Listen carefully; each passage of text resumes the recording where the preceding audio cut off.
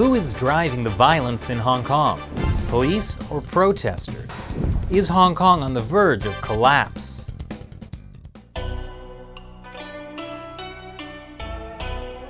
Welcome back to China Uncensored. I'm Chris Chappell. Joining me today is Kevin Carrico, a lecturer at Monash University.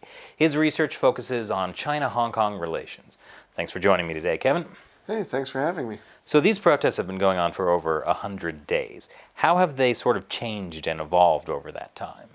I think that we've seen a cycle of rising tension, right, and mutual escalation between both, protesters and police. Okay, when I was here, June 12th, the day that really kind of started the current wave of protests. When the police fired all the tear gas. It was the day that the extradition bill was supposed to be passed, and people were very eager to surround the Legislative Council to prevent that bill from being passed. What I noticed at the time, I think, was, on the one hand, there was still a very real emphasis on being very, I think, peaceful, very non-provocative in relations with the police, right? And I think there was also a genuine fear, right, of being arrested. And what I think I have observed over this summer, over the past 3 months, is certainly, I think, kind of a cycle of escalation wherein peaceful protest has been met by the police with really disproportionate force. This has led protesters to, in varying ways, fight back, setting up barricades, in some cases even throwing Molotov cocktails or bricks, again, in limited cases. And this has then led to the police just being ever more aggressive and ever more unreasonable and ever more violent. And this, of course, led to the ultimate escalation on National Day, right, when police, after warning that they may have to do this at some point, actually used live rounds on protesters in a situation in which that was, in my opinion, completely unnecessary and a criminal act. But beside, this obvious mutual escalation, the point that really stands out to me is that, sure, regular citizens are scared of the police when they show up, I certainly am. Yeah, I mean, people are not scared of the protesters despite the police portraying the protesters as, unlawful hooligans and things like that. When people really get scared is when the police show up. But I feel that I have noticed from June 12th till October 1st, I do feel like protesters are considerably less scared of being arrested, right? Being arrested in a protest used to be such an exceptional, such a rare event in Hong Kong.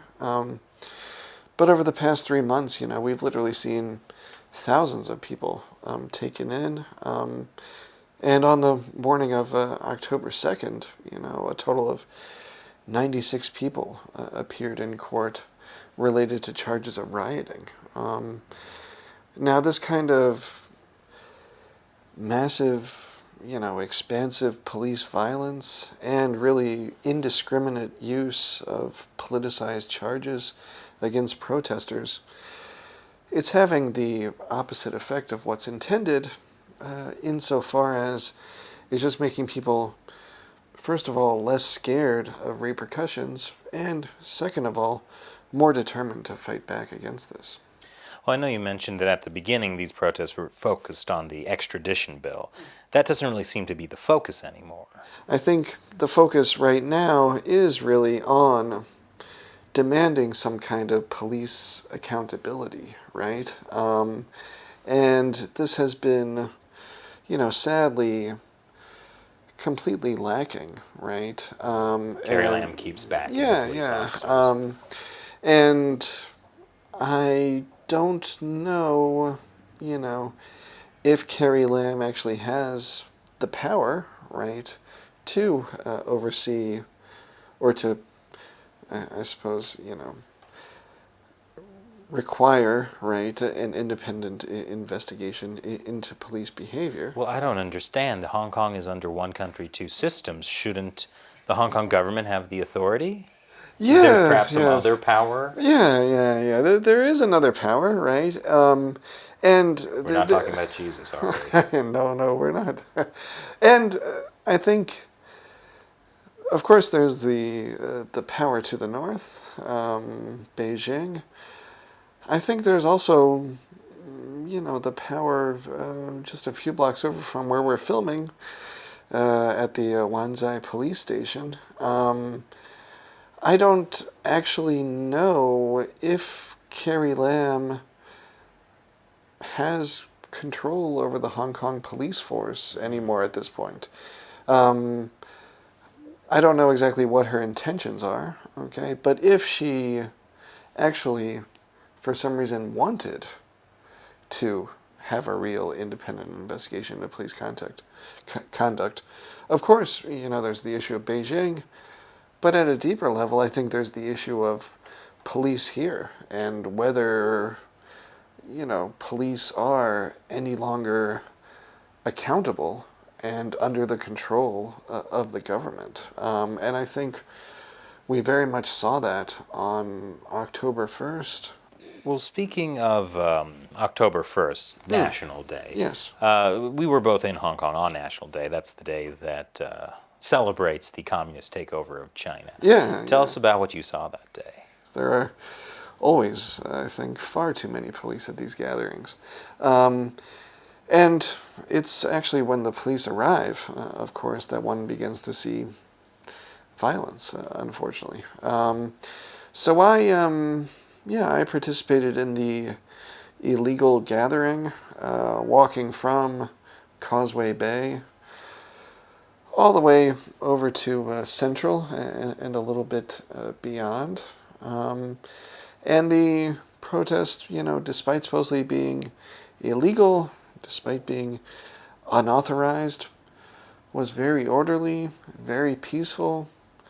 People walked along the street, voicing, of course, the 5 demands, as well as their discontent with the Hong Kong government, and of course, way to put it. Yes, and of course the central government. Then I was in Central as people seemed to be dispersing. When I was walking, at an intersection where, there's like Cartier and Louis Vuitton and things like that, and I was just doing a little window shopping, going to get a new LV bag, and somebody says to me, "Oh, sir, you better walk a little faster," and I didn't know quite what that meant. That person seemed to be a protester, and then within a minute, the police had begun, firing tear gas, I believe from inside an MTR station. While the police, escalated their use of force in Central, I made my way over to the Legislative Council building, where at the time a fairly large crowd had gathered, perhaps around 500, 600 people on the street outside the Legislative Council and outside of the PLA barracks. And I made my way out there just as, of course, the police escalated their use of force there. I saw, at the Legislative Council, the police firing tear gas from the top of the Legislative Council building down onto the street, which, of course, I think anybody can understand is not a particularly safe way to fire tear gas. No, I think that's actually not. You're not supposed to do it like that. Yeah. I mean, if I stood on top of the Legislative Council building and threw a can of Coke or a bottle, that would be considered dangerous. But for some reason, when the police fire tear gas rounds indiscriminately from the Legislative Council building, this is considered okay. But I was happy to see that at least one tear gas round that I saw seemed to have been picked up by protesters and thrown into what appeared to be the PLA barracks next to the Legislative Council building to great rounds of applause. So that was, I think, a really important and a wonderful gift for the PRC for the birthday. on its 70th birthday. As we dispersed from the road outside of the Legislative Council building, people moved north to Pacific Place, which is near where I'm staying. And I saw, literally thousands of young people just kind of set up on Queensway, just outside of Pacific Place. That was actually the street where I first, really experienced tear gas on June 12th. Oh, so special place for you. It has a lot of sentimental value for me. I watched actually from above, from the lower block of the High Court, which is just kind of, maybe one level up from the street, as police proceeded down the street with the big goofy water cannon providing them support, and basically just acted like,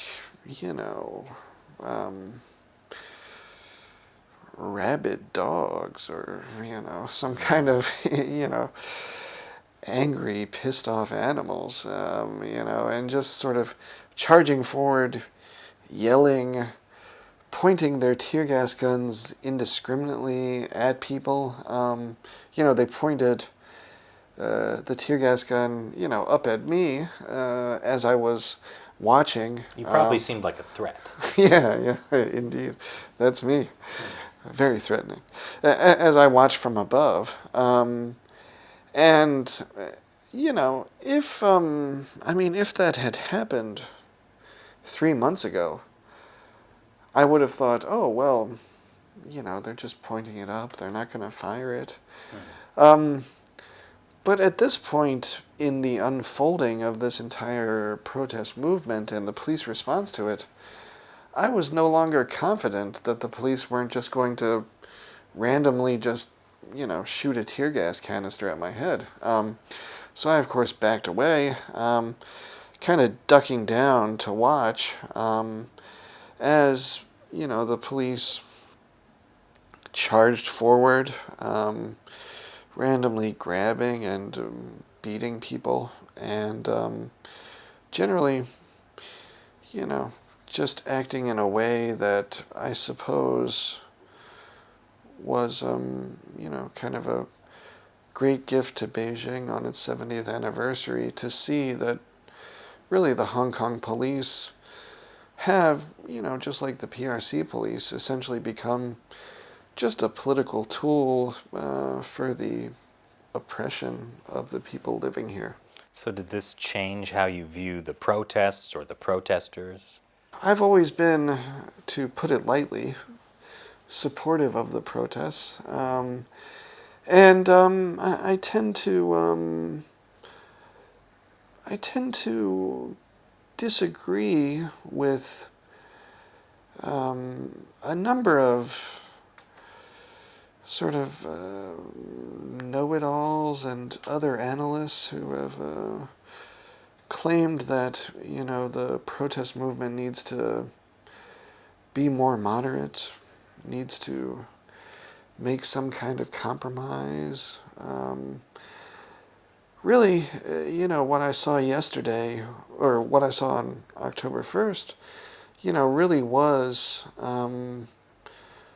just pretty straightforward suppression of people's legally guaranteed rights under the basic law, using the most extreme forms of violence, even including firing live rounds into, teenagers' chests. And for that reason,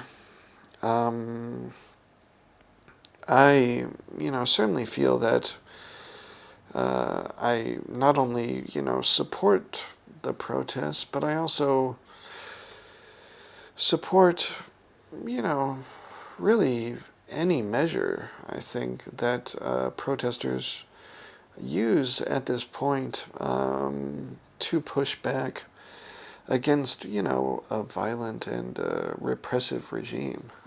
So I stepped away from October 1st, moving from a pretty much no judgment zone of protesters to officially no judgment, feeling that whatever happens, it's important for people to continue to fight back against, what I consider a repressive colonial regime by really any means necessary. So you mentioned the protester who was shot point blank in the chest by Yes. a police officer. How do you think that's going to affect the situation? Well, to put it lightly, I don't think that's going to bring an end to the protests. No? No. I know that the police are stupid, and so they think that basically by using live rounds, perhaps they can, scare people away, right? And perhaps people won't come out. Now, the decision to, shoot a high school student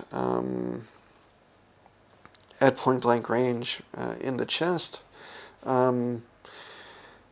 it's a show of strong force, a show of essentially willingness to do anything to stay in power. But it's also a demonstration of a complete lack of understanding for, or rather complete disregard of, Hong Kong public opinion, insofar as, everyone that I have spoken to is, outraged by and disgusted by this decision to use that kind of live force, particularly when, the policeman involved had, a rubber bullet gun in his other hand, which, I don't know about other people, but if I was in that situation, if I did fear for my life, I would feel more comfortable if I had to, firing a rubber bullet than firing a real bullet into a kid's chest. It seems like the Hong Kong government, their strategy or their hope has been that eventually the mainstream Hong Kong society will turn against the protesters. But that has not happened. Why is that? Because the government makes it so easy to be opposed to the government, right? They constantly miscalculate and mismanage. As I said before, if they had withdrawn this bill on June 12th, none of this would have ever happened. If they had shown some basic accountability and done an investigation into police violence after June 12th, this wouldn't have escalated further. But really, basically, their response to this entire protest movement, if we use the metaphor of like a fire building up, the Hong Kong government and the central government's response seems to think that, oh, if we just, pour another canister of gasoline on this, the fire will eventually burn out. But that's, unfortunately not how things work, right? And so while the government does seem to hope that public opinion will turn against the protesters, every step of the way, every stupid moment of bungling mismanagement just pushes general public opinion ever further away from the Hong Kong government and, of course, the central government that they represent, and leads to new concerns and new demands. So with the Chinese Communist Party as the ultimate authority in Hong Kong, how do you think these protests will end? That's the thing. I don't know how this will end. I don't see any way that this will quiet down or slow down. These orthodoxies have kind of faded away in kind of the anger and resentment and disgust of this summer. So that even if, things do eventually quiet down, which is not something I actually see happening anytime soon, but certainly could happen at some point, I think the effects of this will be long-lasting and, inerasable. And I don't really think Chinese rule over Hong Kong will ever be, the same again. Well, thank you so much for joining me today. Be safe out there. Oh, yeah, thank you. Yeah, you too. Thanks. Thanks.